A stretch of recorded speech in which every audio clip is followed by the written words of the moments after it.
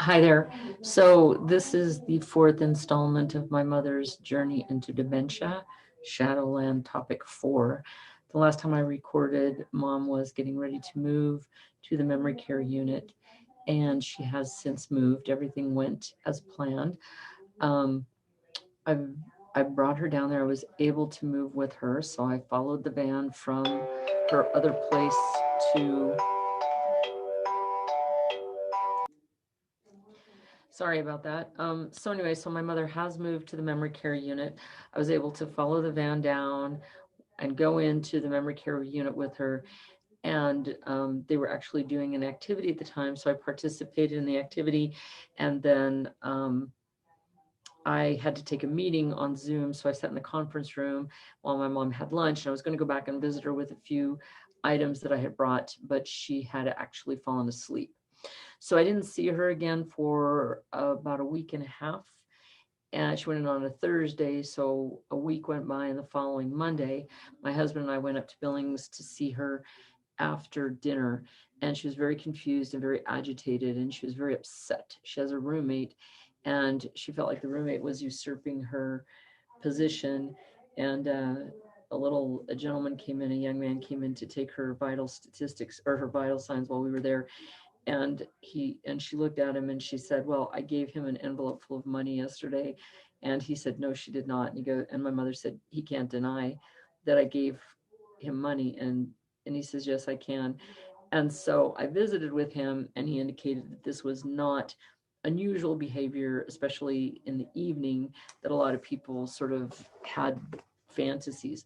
So my mom was somewhat distressed, not liking her roommate, and I left feeling a little agitated because I wanted her to be happier. Well, she very quickly forgot the roommate thing, and then the unit that she's in closed down due to COVID, and then my mom got COVID, so she's actually in isolation right now, so no roommate. And I jokingly said my mother would probably accept having COVID every day if she wouldn't have to have a roommate. So right now she's in isolation. I've not been able to see her. I have visited with her on the phone a couple of times, and she's pretty out of it. She has the social worker has the same first name as my mother-in-law, and she kind of thinks they're the same person.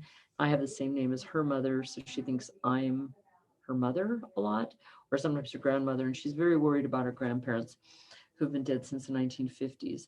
But she thinks about them a lot, and she's worried about them a lot, and they're very present in her life. So right now, she is in isolation with COVID. They gave her monoclonal antibodies. I do not want her to have any pressurized oxygen, or I don't want her to go to the hospital, but the monoclonal antibodies were easy for her to take, gave her a lot of comfort, and really lessened the symptoms of COVID. I also want to be clear, my mother is fully vaccinated for COVID, so this was a breakthrough infection. So the last time I talked to her was Friday, and she was eating dinner. Marianne, the social worker, called me because my mom does not know how to use a phone anymore. And she asked me what I was doing, and I told her I was playing with my grandsons, and she didn't really remember them, but she thought maybe she kind of did.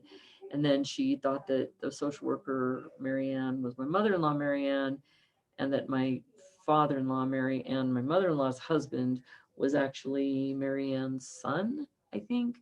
And so we didn't really set the record straight. We just sort of left it like that. So that was the last time I talked to her. Today's Tuesday. Haven't talked to her since Friday. I'll give her a call again and see how things are progressing. So, the last story I wanted to tell you, it's not my mom, but when my husband and I were up there, there's a little lady walking with her walker, and she stopped my husband and she said, I'm really worried. And my husband said, what are you worried about? And she said, I'm worried about your family.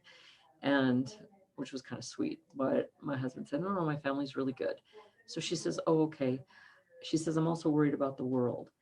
And my initial thought was, well, that's a good thing to be worried about right now. But my husband said, the world's great. Everything's fine. And she said, oh, all right.